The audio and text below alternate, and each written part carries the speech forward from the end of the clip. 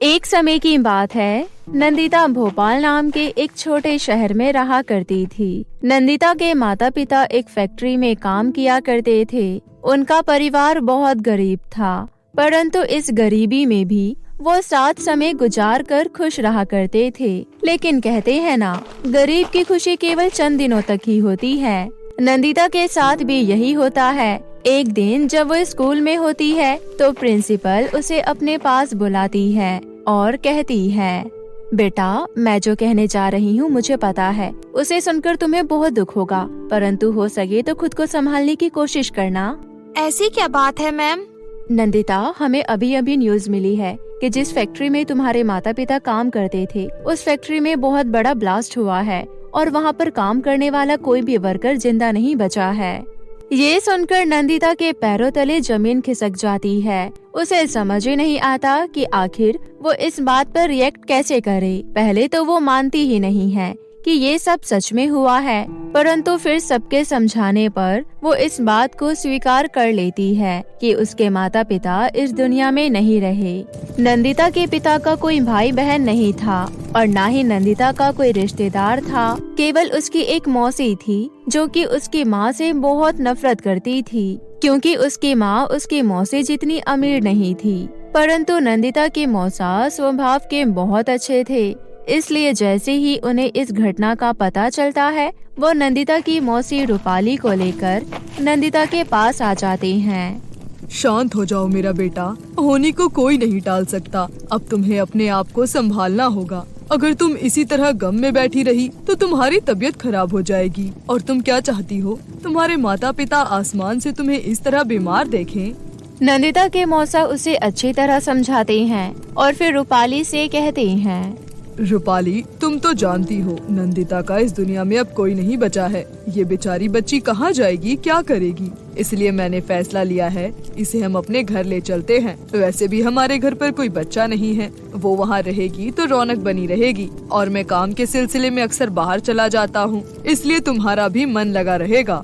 उसकी कोई जरूरत नहीं है। मैंने अपनी गरीब बहन से वैसे ही बहुत मुश्किल से पीछा छुड़ाया था। मैं नहीं चाहती कि अब उसकी ये गरीब बेटी मेरे गले पड़े। ऐसा नहीं कहते रूपाली। और हाँ, मैं फैसला ले चुका हूँ। तुम्हारे बहन और जीजा के अंतिम संस्कार के बाद नंदिता हमारे साथ घर आ रही है। रूपाली को अपने पति का ये फैसला बिल्कुल भी पसंद नहीं आता, परंतु वो कुछ कह नहीं सकती थी। और फिर कुछ देर में नंदिता के माता पिता का अंतिम संस्कार हो जाता है, जिसके बाद नंदिता अपने मौसा मौसी के घर आ जाती है। नंदिता के मौसा कुछ दिन उसका बहुत अच्छे से ख्याल रखते हैं। फिर एक दिन वो नंदिता के पास आते हैं और कहते हैं, नंदिता, ऑफिस की तरफ से मेरी ड्यूटी एक दूसरे शहर में लगी है, इसलिए मुझे 3 महीने के लिए वहाँ जाना होगा। तुम घर पर रहना और अपना और अपनी मौसी का ध्यान रखना, और कोई भी जरूरत हो तो अपनी मौसी से कह देना। अच्छा, अब मैं चलता हूँ। आप भी अपना ध्यान रखिएगा मौसा जी। इसके बाद नंदिता के मौसा 3 महीने के लिए दूसरे शहर चले जाते हैं। रूपाली इसी समय का इंतजार कर रही थी। रूपाली को नंदिता फूटी आँख नहीं सुहाती थी, इसलिए जैसे ही नंदिता के मौसा दूसरे शहर से रवाना होते हैं, रूपाली नंदिता के पास आती है और कहती है, बहुत खातिरदारी करवा ली है तूने, अब काम करने के लिए तैयार हो जा। ये आप क्या कह रही हैं मौसी जी? जो कह रही हूँ बिल्कुल ठीक कह रही हूँ। तुझे यहाँ मुफ्त में खिलाने के लिए लेकर नहीं आई हूँ। अगर इस घर में रहना है तो पूरे घर का काम करना होगा। पर चाची जी, मुझे तो झाड़ू लगाने के अलावा कुछ भी नहीं आता। आता नहीं है तो सीख ले, क्योंकि यहाँ तुझे सब कुछ करना पड़ेगा। सुबह उठकर पूरे घर की सफाई करनी होगी, झाड़ू पोछा सब करना होगा, और फिर रसोई में जाकर मेरे लिए चाय नाश्ता बनाना होगा। फिर दिन का खाना और रात का खाना, ये सब अब से तुझे ही करना है। अगर खाना बनाना नहीं आता है तो सीख ले, क्योंकि अब तुझे रोज ये सब करना है।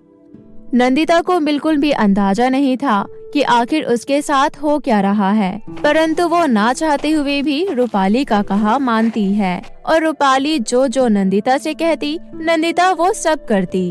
अरे रूपाली की बच्ची, कहाँ मर गई? जल्दी इधर आ। क्या हुआ मौसी जी? मुझे लगा तूने सारे कपड़े धो दिए हैं, पर यहाँ तो हफ्ते भर के कपड़े ऐसे ही पड़े हैं। आखिर तू क्या कर रही थी?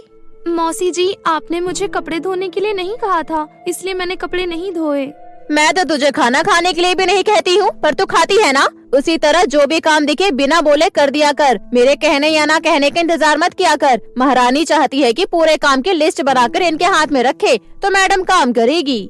ऐसा कहकर रूपाली अपने कमरे में चली जाती है। बेचारी नंदिता अपने छोटे छोटे हाथों से हफ्ते भर के कपड़े धोने लग जाती है। दिन इसी तरह गुजर रहे होते हैं। एक दिन रूपाली नंदिता के पास आती है और कहती है, सुन कामचोर, आज मेरी सहेली पुष्पा घर आने वाली है। पुष्पा एक बहुत ही अमीर खानदान की बेटी है, इसलिए उसके लिए बहुत अच्छा खाना बना के रख। और हाँ, खाना एकदम साफ सुथरा होना चाहिए। उसे गंदगी बिल्कुल भी पसंद नहीं है। अगर वो किसी भी बात को लेकर नाराज हुई तो आज का दिन तेरा इस घर में आखिरी दिन होगा।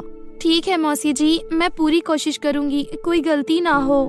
नंदिता रसोई में जाकर खाना बनाने लग जाती है और फिर खाना बनाकर टेबल पर लगा देती है। और फिर कुछ ही देर में रूपाली की सहेली पुष्पा आ जाती है। और पुष्पा, कैसी है तू? क्या बात है, तू पहले से पतली लग रही है, बीमार तो नहीं है ना? अरे नहीं, ऐसा कुछ नहीं है, वो तो मैं थोड़ी डाइटिंग कर रही हूँ। और तू बता, सब ठीक? हाँ, सब बढ़िया है। देख, आज मैंने तेरे लिए कितना बढ़िया बढ़िया खाना बनवाया है। क्या बात है, इतनी खातिरदारी किस लिए? देख यार, मैं झूठ नहीं बोलूंगी, पर तू तो जानती है कि मुझे मिसेस शर्मा वाले लेडीज क्लब की मेंबरशिप चाहिए। लेकिन अगर मैं डायरेक्ट उनके पास गई तो शायद मुझे मेंबरशिप ना मिले, पर वो लोग तुझे बहुत मानते हैं। अगर तूने मेरी सिफारिश की तो मैं जानती हूँ मुझे पक्का मेंबरशिप मिल जाएगी। मेरे लिए थोड़ी सी बात चलाना। अरे बस इतनी सी बात, तो चिंता मत कर, मैं मिसेस शर्मा से बात कर लूंगी। अच्छा सुन, ये टेबल पर रखा पानी गर्म हो गया है, एक ठंडे पानी की बोतल मंगा दे। हाँ हाँ, अभी मंगवा देती हूँ। नंदिता, जल्दी से फ्रिज में से ठंडे पानी की बोतल ले आ। जी मौसी जी, अभी लाई। ऐसा कहकर नंदिता पानी की बोतल ले जाकर पुष्पा को देती है, परंतु जैसे ही पुष्पा नंदिता का हुलिया देखती है वो पानी लेने से इनकार कर देती है और फिर रूपाली से पूछती है, रूपाली, क्या ये तेरी नौकरानी है? हाँ, ये मेरी नौकरानी ही है। मतलब कि जो ये टेबल पर खाना रखा है ये सब इसने बनाया है? हाँ, ये सारा खाना तो इसी ने बनाया है। ये बात सुनकर पुष्पा खड़ी हो जाती है। रूपाली, तू तो बहुत अच्छी तरीके से जानती है कि मुझे गंदगी बिल्कुल भी पसंद नहीं है, और तूने इतनी गंदी लड़की से मेरे लिए खाना बनवाया है। इसके कपड़े देख कितने गंदे हैं और शक्ल भी बिल्कुल गरीब मजदूरों वाली लग रही है। तू जानती है ना मेरे घर पर कितनी फर्स्ट क्लास मेड रहती है। तूने तो मेरा सारा मूड स्पॉइल कर दिया।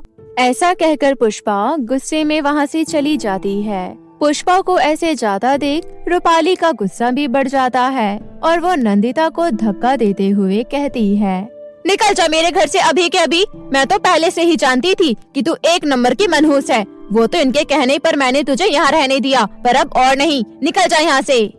पर मौसी जी, मैं इतनी रात को कहाँ जाऊँगी? प्लीज मुझे माफ कर दीजिए, मुझे ऐसे घर से मत निकालिए।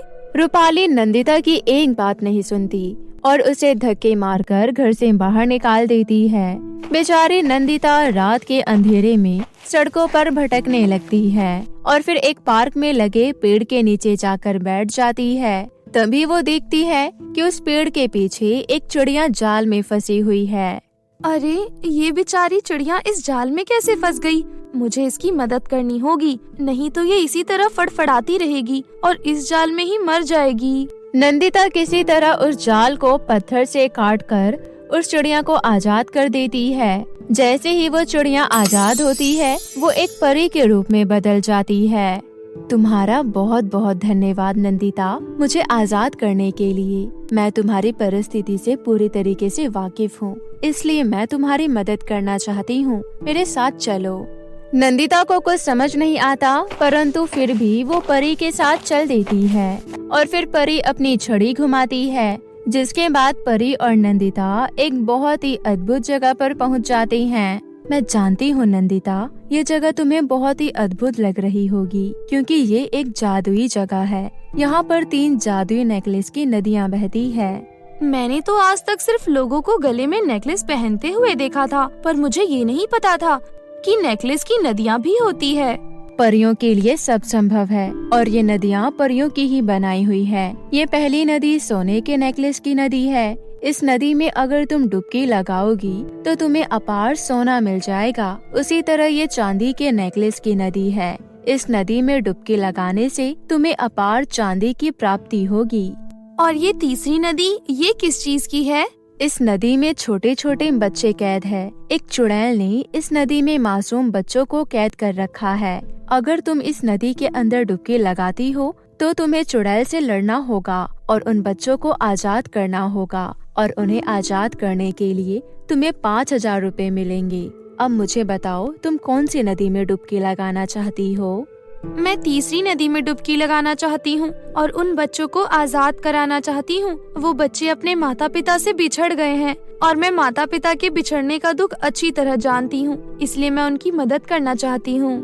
ऐसा कहकर नंदिता तीसरी नदी की तरफ बढ़ने लगती है कि तभी परी उसे रोक लेती है और कहती है, अब तुम्हें वहाँ जाने की जरूरत नहीं है। मैं तो तुम्हारी परीक्षा ले रही थी और तुम मेरी परीक्षा में पास हो गई हो। तुम्हारे अंदर बिल्कुल भी लालच नहीं है और तुम बहुत ज्यादा समझदार हो, इसलिए मैं तुम्हें ये चांदी और सोने दोनों का नेकलेस देना चाहती हूँ। ये चांदी और सोने के नेकलेस जादुई है। इन दोनों नेकलेस से तुम जो भी मांगोगी वो तुम्हें मिल जाएगा, जिससे तुम अपना बाकी का जीवन अच्छे से बिता सकती हो। आपका बहुत बहुत धन्यवाद परी जी। साथ ही साथ आप तीनों जादुई तीनों नदियों का भी बहुत शुक्रिया। इसके बाद नंदिता उन दोनों जादुई नेकलेस की मदद से अपने लिए एक घर ले लेती है और उस घर में हंसी खुशी रहने लग जाती है। साथ ही साथ वो उन दोनों जादुई नेकलेस का लाभ केवल अपने लिए इस्तेमाल नहीं करती, बल्कि वो अपने जैसे गरीबों और अनाथ बच्चों की मदद करने लगती है और एक अच्छा जीवन व्यतीत करने लग जाती है। इंदौर के शहर में एक कविता नाम की लड़की रहती थी, जो सावली और चुलबुली थी। उसे घर का कामकाज बहुत पसंद था और उसे मेकअप करने का बहुत शौक था। एक दिन कविता की सहेली सोनिया उसके घर पर आती है और उसे कहती है, हेलो कविता, तुम कैसी हो? मैं अच्छी हूँ, तुम बताओ तुम कैसी हो? मैं भी अच्छी हूँ। मैं तुम्हें कुछ बताना चाहती हूँ। हाँ बताओ। हमारे शहर में एक ब्यूटी प्रतियोगिता हो रहा है। मैंने सोचा कि तुम्हें मेकअप करना बहुत पसंद है, तो तुम्हें इस प्रतियोगिता में हिस्सा लेने के लिए कहना चाहिए। कविता सोचने लगती है और सोनिया से कहती है, तुम सही कह रही हो, मुझे हिस्सा लेना चाहिए। कविता प्रतियोगिता में भाग ले लेती है। वो अपनी मम्मी से पैसे लेकर अपनी सहेली सोनिया के साथ मार्केट जाती है। वहाँ से वो बहुत सारा कम बजट में मेकअप का सामान खरीद लेती है। फिर अपनी सहेली से बोलती है, सोनिया, मैंने मेकअप खरीद के सही किया है। मुझे तो मेकअप करना पूरी तरह से नहीं आता। इसे कैसे लगाते हैं और कौन सा पाउडर कितनी देर और कितना कितना लगाते हैं, मुझे मेकअप के बारे में पूरी तरह से नहीं पता।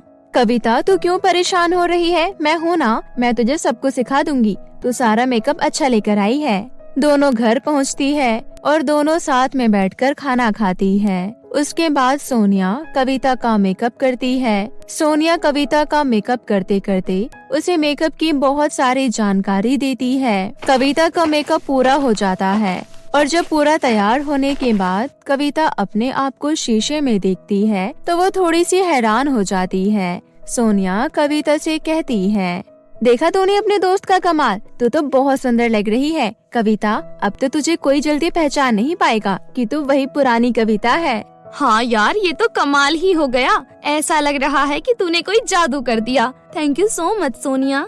तू पागल है क्या कविता? दोस्ती में no sorry no thank you, और ये प्रतियोगिता तुझे ही जीतना है।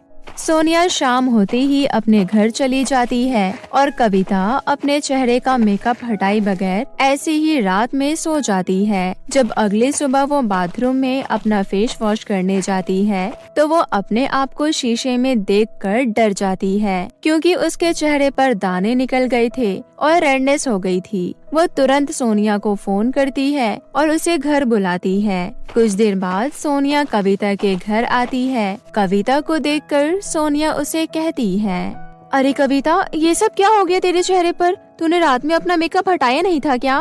हाँ, मैंने रात को अपना मेकअप नहीं हटाया था। कविता, मुझे माफ करना, मैंने तुम्हें नहीं बताया था कि रात को मेकअप हटाकर सोना चाहिए। मैं कल तेरी खुशी में इतनी खुश हो गई थी कि मैं तुझे बताना ही भूल गई। रात भर तेरे चेहरे पर मेकअप लगे रहने से तेरा ये हाल हो गया। कविता रोते हुए सोनिया से कहती है, अब मैं प्रतियोगिता भी नहीं जीत पाऊंगी। अब मैं क्या करूं? मेरे पूरे चेहरे का तो सत्यानाश हो गया। अरे तू चिंता मत कर, मैं तुझे एक लेप का आइडिया बताती हूँ, कल तक सब ठीक हो जाएगा। सोनिया कविता को चेहरा ठीक करने का एक लेप का आइडिया बताकर वहाँ से चली जाती है। सोनिया ने जो लेप लगाने को बताया था वो लेप कविता लगाती है। लेप लगाकर वो बैठ जाती है। काफी देर के बाद जब अपने चेहरे से लेप को हटाती है तो उसे कोई ज्यादा फर्क अपने चेहरे पर नहीं दिखता। अब प्रतियोगिता की तारीख बहुत पास आ गई थी। कविता उसी हालत में मेकअप लगाकर प्रतियोगिता में जाती है और वहाँ देखती है कि वहाँ बहुत सारी सुंदर सुंदर लड़कियाँ प्रतियोगिता में हिस्सा लिया है। ये देखकर कविता घबरा जाती है और अंत में कविता ये प्रतियोगिता हार जाती है। उसके बाद जब वो अपने घर पहुंचती है तो वो बहुत रोने लगती है और गुस्से में अपने कमरे का शीशा तोड़ देती है। कविता को इतना परेशान देखकर उसकी माँ, जिसका नाम मालती होता है, वो कविता से कहती है, कविता अब बहुत हुआ, इतना परेशान नहीं होते बेटा। कोई बात नहीं, दोबारा प्रतियोगिता होगा तो तुम फिर से हिस्सा ले लेना। जीवन में हार जीत तो होते ही रहते हैं, ये सब कुछ तुम भूल जाओ। याद करने में कोई फायदा नहीं है। हाँ, आप सही कह रही हो, मुझे ये सब भूल जाना चाहिए। इतना कहती ही कविता रोते रोते अपने कमरे में चली जाती है। लेकिन कविता ये सब नहीं भूल पा रही थी। ऐसे ही समय बीतता जाता है। अब कविता का चेहरा ठीक हो जाता है। उसके चेहरे से सारे दाने और रेडनेस खत्म हो जाता है। अब उसका चेहरा पहले जैसा हो जाता है। एक दिन कविता की माँ के पास पड़ोस की शशि आंटी अपनी ही जान पहचान के किसी रोहन नाम के लड़के का रिश्ता कविता के लिए लेकर कविता के घर आती है और कविता की माँ से कहती है, वो लड़का बहुत अच्छा और नेक है। मैं उसे बचपन से देखती आई हूँ। एक बार तुम देख लो अपने कविता के लिए। अगर तुम्हें पसंद आए तो बात आगे बढ़ा देना। ठीक है दीदी, आप घर पर आने के लिए बोल देना उन्हें। ठीक है बहन, अब मैं चलती हूँ। अगले ही दिन रोहन अपनी माँ रेनू के साथ कविता को देखने के लिए उसके घर आता है। मालती कविता की बहुत सारी तारीफ करती है और कविता के अच्छे गुणों के बारे में बताती है। रोहन और उसकी माँ कविता को देखते हैं। उन्हें कविता पसंद आ जाती है और कुछ दिनों के बाद उन दोनों की बहुत धूमधाम से शादी हो जाती है। कविता अपने ससुराल की जिम्मेदारी बहुत अच्छी तरह निभाती है। कविता अपने सास के लिए पकोड़े बनाती है और उसे दे देती है। उसे खाकर रेनू कविता की बहुत तारीफ करती है और कविता से कहती है, अरे वाह मेरी बहू, कितने स्वादिष्ट पकोड़े बनाए हैं तुमने। बहुत ही लाजवाब खाना बनाती हो तुम, मजा आ गया खाकर।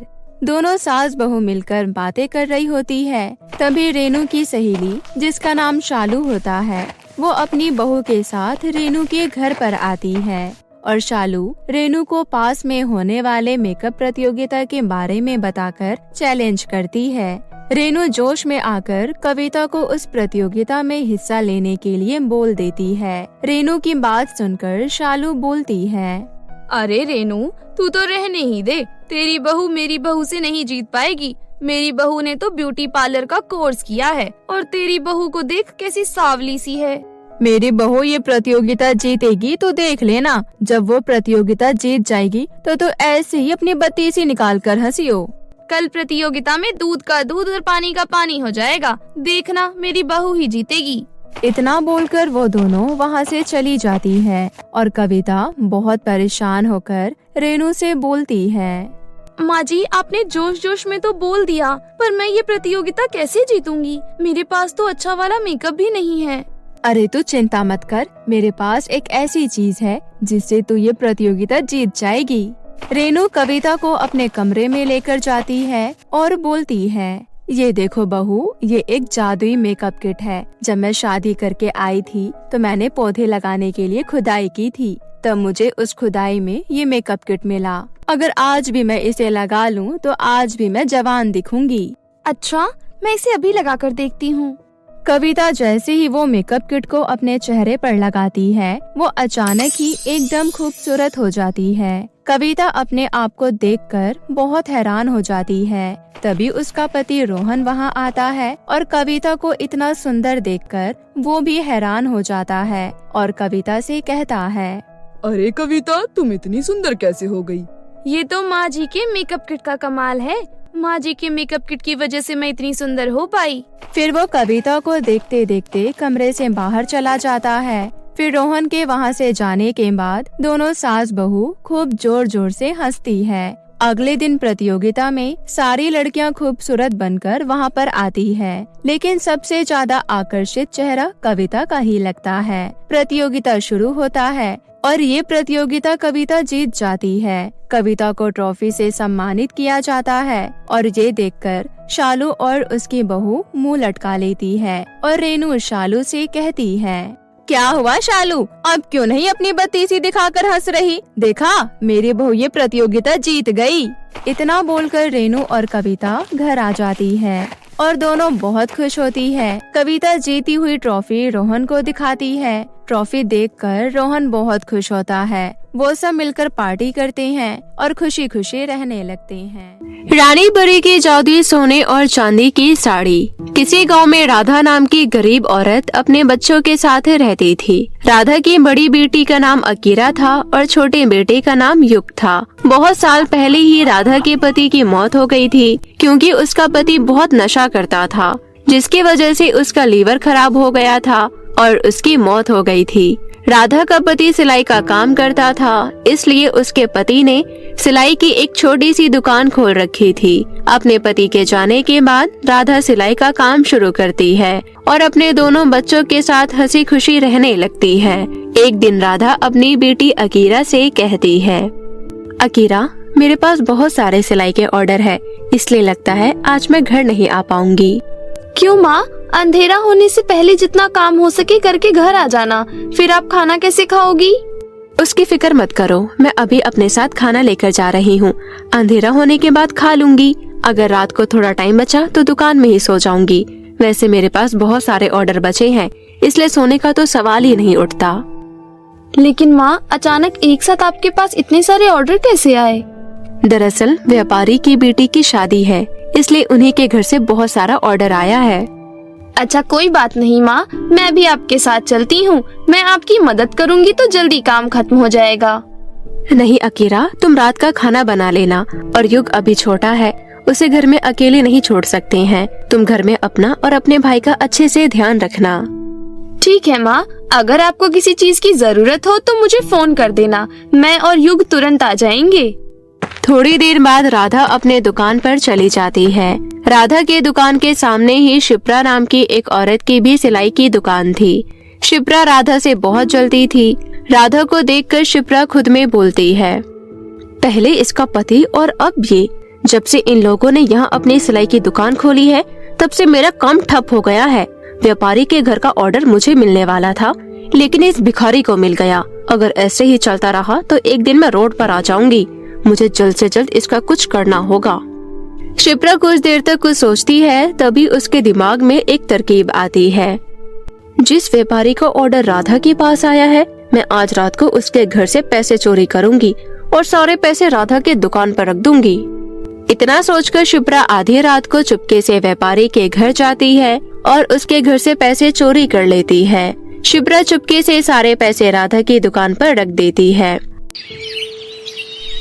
अगली सुबह व्यापारी की बीवी उठती है तो देखती है कि अलमारी से कुछ पैसे गायब है।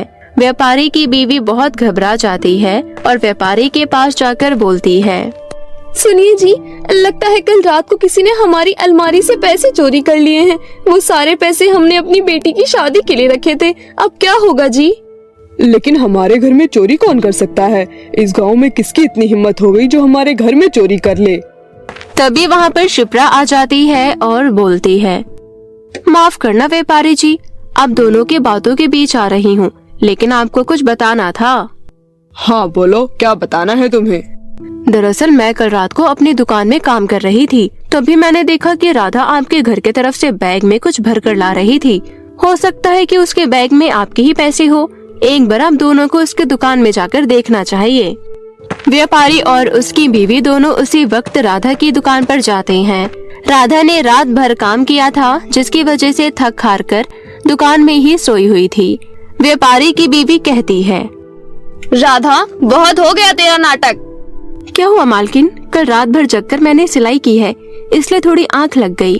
चुप कर, मुझे सब पता चल गया है कि रात भर जगकर तू कौन सा काम कर रही थी। आप इतने गुस्से में क्यों हो मालकिन? मैं कल रात को आपका ही ऑर्डर पूरा कर रही थी। ज्यादा भोली भाली बनने का नाटक मत कर। चल हट, मुझे तेरी दुकान की तलाशी लेनी है। नैना की ये बात सुनकर राधा हैरान रह जाती है। ये आप कैसी बातें कर रही हो? आप मेरे दुकान की तलाशी क्यों करना चाहती हो? देख राधा, सब कुछ सच सच बता दे, हम तुझे माफ कर देंगे। तूने रात को जो हमारे घर से पैसे चुराए हैं वो वापस कर दे। अगर तूने ऐसा नहीं किया तो तेरे लिए अच्छा नहीं होगा। क्या? मैंने कोई पैसे नहीं लिए मालकिन, मेरा विश्वास कीजिए। तो फिर ठीक है, अगर तूने पैसे नहीं लिए हैं तो हम एक बार दुकान की तलाशी जरूर करेंगे। उसके बाद व्यापारी अपनी पत्नी के साथ उसकी दुकान के कोने कोने की तलाशी करने लगते हैं। तभी नैना को एक बैग में पैसे मिल जाते हैं। देखिए जी, ये रहे हमारे पैसे।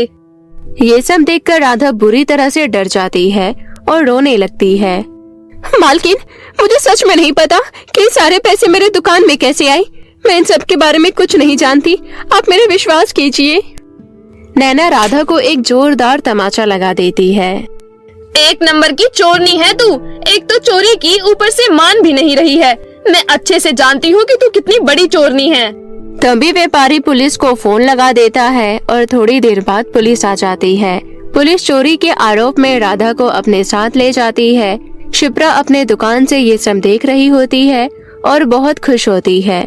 गांव की एक औरत राधा के बच्चों के पास जाती है और उन्हें सारी बातें बताती है। बेटी, तुम्हारी माँ को पुलिस पकड़ कर ले गई है। क्या? लेकिन पुलिस उन्हें पकड़कर क्यों ले गई है? मैंने गांव के कुछ लोगों से सुना है कि तुम्हारी माँ ने व्यापारी के घर में चोरी की है। नहीं, मेरी माँ ऐसा नहीं कर सकती। पता नहीं बेटी, मुझे भी यही लगता है, लेकिन भगवान जाने ये सब क्यों हो रहा है। दोनों बच्चे रोते रोते पुलिस स्टेशन जाते हैं। अकीरा पुलिस वाले के सामने बहुत रोती है, जिसके बाद पुलिस वाला 10 मिनट के लिए दोनों बच्चों को अपनी माँ से मिलने के लिए इजाजत देता है। अकीरा अपनी माँ के पास जाकर बोलती है, माँ, मैं अच्छे से जानती हूँ कि आपने चोरी नहीं की होगी, फिर आपको जेल में क्यों रखा है? पता नहीं बेटी, मुझे तो खुद समझ नहीं आ रहा कि व्यापारी के पैसे मेरे दुकान में कैसे आए। मैं जल्द ही आपको जेल से बाहर निकलवा दूंगी माँ। फिलहाल घर के खर्चे के लिए मैं कहीं काम ढूंढती हूँ। उसके बाद दोनों बच्चे घर जाते हैं। अगली सुबह अकीरा काम के लिए मुखिया के घर जाती है। तभी मुखिया की बीवी गुस्से में कहती है, अरे क्या सोचकर आई है मेरे से काम मांगने? तुझे क्या लगता है मैं तुझे काम दे दूंगी? चोरनी की बेटी चोरनी ही होती है। मैं नहीं चाहती कि जैसे व्यापारी के घर में तेरी माँ ने चोरी की है, वैसे तो मेरे घर में करे। चल निकल यहाँ से। अकीरा रोते हुए वहाँ से चली जाती है और नदी किनारे बैठ जाती है। पता नहीं हमारे साथ ये सब क्या हो रहा है। ना ही मुझे कहीं काम मिल रहा है और ना ही मेरी माँ जेल से बाहर आ रही है। मुझे तो समझ ही नहीं आ रहा कि मैं क्या करूँ। तभी वहाँ से गुजर रही रानी परी अकीरा की सारी बातें सुन लेती है। रानी परी अकीरा के पास जाती है और बोलती है, बच्ची, मैंने तुम्हारी सारी बातें सुन ली हैं। तुम फिक्र मत करो, मैं तुम्हारी मदद जरूर करूँगी। रानी परी जादुई छड़ी घुमाती है और वहाँ सोने चांदी की 2 साड़ी प्रकट कर देती है। ये जादुई सोने और चांदी की साड़ी है। सोने की साड़ी तुम्हारी सारी इच्छा पूरी करेगी और ये चांदी की साड़ी असली चोर को सबक सिखाएगी। यहाँ तक कि ये जादुई चांदी की साड़ी हमेशा तुम्हारे और तुम्हारे परिवार की रक्षा करेगी।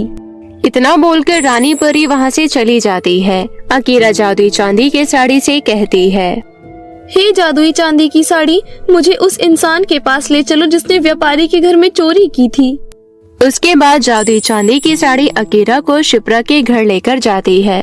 वहाँ जाकर जादुई चांदी की साड़ी चुड़ैल के रूप में बदल जाती है और शिप्रा से कहती है, मैं अच्छे से जानती हूँ कि व्यापारी के घर में तूने ही चोरी की थी। राधा को तूने जानबूझकर फंसाया है। मुझे माफ कर दो, प्लीज तुम मुझे मत खाना, मुझे माफ कर दो। अब मैं कभी ऐसा नहीं करूँगी।